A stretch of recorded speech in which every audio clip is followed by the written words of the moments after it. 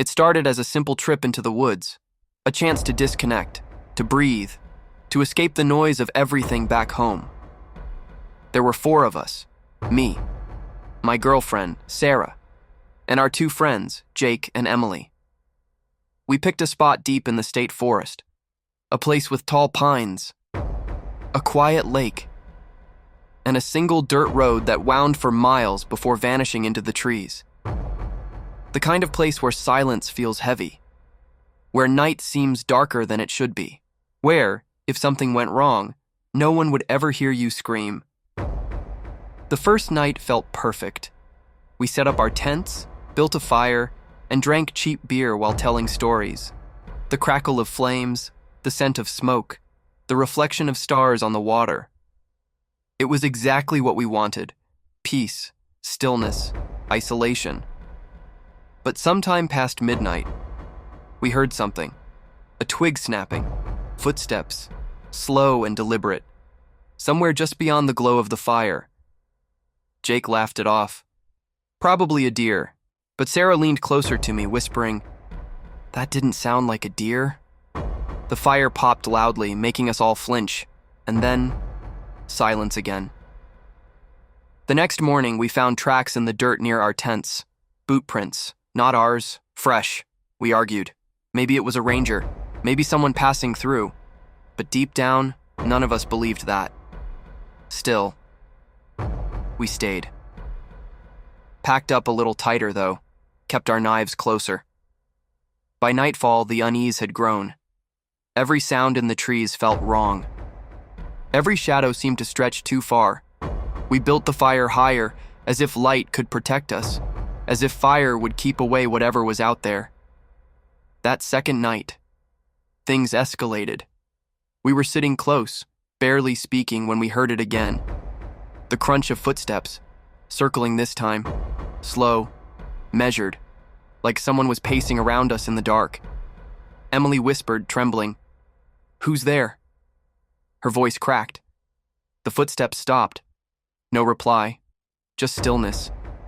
Then, a voice.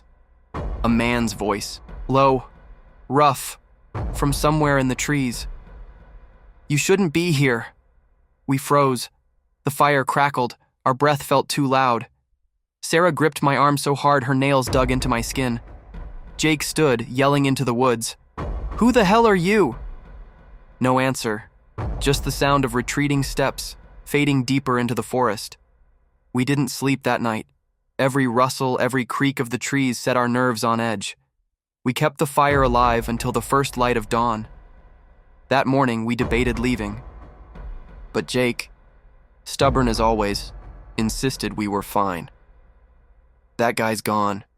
He was just screwing with us." Reluctantly, we stayed one more night, a mistake I'll never forget. The third evening, a storm rolled in. Thunder, lightning splitting the sky, rain soaking everything. Our fire sputtered, shrinking to embers. Darkness swallowed the camp. That's when it happened. A scream. Emily's scream. Piercing. Terrified. We turned. Her tent was slashed open. Empty. We ran out, calling her name. Flashlights cutting through sheets of rain. But she was gone. The forest swallowed her. We searched for hours. Nothing. No trail, no footprints, no voice calling back. By dawn, Sarah was hysterical. I was numb. And Jake finally admitted it. We weren't alone out there. We packed in silence. Every sound of the woods felt alive. Watched. But just as we reached the dirt road, we saw it. Emily's backpack, placed neatly in the center of the trail, and next to it, a small pile of rocks, stacked carefully, deliberately. On top of the rocks, a piece of her shirt, soaked in blood. Sarah collapsed into tears. Jake cursed, kicking the pile apart. But I couldn't move. I couldn't breathe. Because in that moment, I understood. The voice hadn't been a warning. It had been a promise. You shouldn't be here. And Emily was never coming back. We left the forest that day, None of us have spoken of it since. The police searched. Found nothing. No trace of her. But sometimes at night, I hear that voice in my dreams, low, rough, echoing through the trees, and I wonder, what if he wasn't talking to all of us? What if he was speaking to me alone?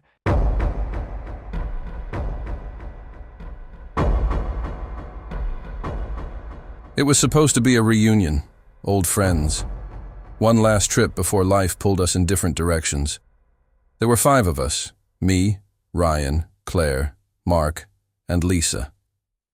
We chose a secluded spot in the mountains, a place Lisa had read about online, hidden trails, crystal clear streams, a meadow that opened into a valley where you could see the stars, as if the sky was endless. It sounded perfect, but the internet never tells you everything.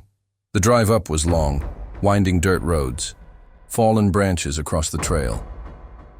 By the time we arrived, the sun was dipping low, painting the sky in shades of orange and red. We pitched our tents quickly, started a fire, cooked canned chili and laughed about old stories from college. The world felt far away, too far.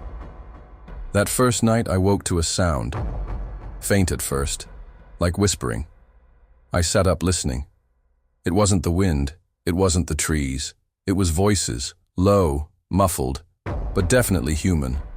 I shook Ryan awake. He groaned, annoyed, probably the others. But when I peeked out, I saw Mark and Claire asleep. Lisa too. The whispers continued, just outside the ring of the firelight. I held my breath. And then, silence. The next morning, no one believed me. Dreaming, Mark said. Lisa laughed nervously. But Claire, she didn't laugh. She asked me quietly, "What did they say?" I shook my head. I hadn't understood. The words hadn't made sense. She looked uneasy, almost like she had understood. We spent the day hiking. The trails were overgrown, branches clawed at our arms. Sometimes the path split into smaller tracks, trails that looked man-made but led into deeper, darker parts of the forest. Lisa swore she saw old carvings on the trees, circles, symbols, but every time she tried to point one out, no one else could see it. By dusk, we made it back to camp, but something was wrong. Our tents had been moved, shifted a few feet, just enough to notice. At first, we thought maybe we had misremembered, but the fire pit had been rebuilt, rocks rearranged in a perfect circle. We hadn't left it that way. That night, the whispers came again, this time closer, clearer. I could hear my name, soft, drawn out, like someone was calling me from the trees. "Daniel." I froze. Ryan was asleep beside me. Everyone was, but I wasn't dreaming. I swear I wasn't. I stepped outside the tent. The fire had burned low, casting long shadows, and at the edge of camp, figures. 3 of them, pale, thin, standing perfectly still. They watched me, silent, unmoving. I blinked, and they were gone. The next morning I told the group. They didn't laugh this time. They saw how shaken I was. Claire admitted something then. She'd heard it too, the whispers, but not in English, in a language she didn't know, yet somehow understood. She said it was a warning, that we needed to leave. Ryan scoffed. Mark agreed with him. "Local crazies," he said, "probably trying to scare campers." But Lisa looked pale, almost sick. She wanted to go. I did too. We packed quickly, started down the trail. But something strange happened. The trail kept changing, forking where it hadn't before, circling back on itself. No matter which direction we chose, we always ended up back at the meadow, back at the camp, like the forest wouldn't let us leave. By late afternoon, panic set in. Ryan cursed. Mark threw his pack to the ground. Lisa cried. Claire just stood there, staring at the tree line. She whispered, "They don't want us to leave." We camped again, though none of us wanted to. The forest gave us no choice. That night, Everything unraveled. The whispers turned into chanting, low, rhythmic, coming from all around us. The fire hissed and sputtered as if fighting against the sound. Lisa covered her ears, rocking back and forth. Ryan shouted into the woods, "Shut up!" And then, the chanting stopped. The silence was worse. Moments later, the air shifted, cold, heavy. That's when we saw them again, the figures, but not 3 this time, dozens, circling the campsite, pale shapes, shifting in the dark. Claire screamed. Mark grabbed a burning branch from the fire, waving it wildly, but the figures didn't flinch.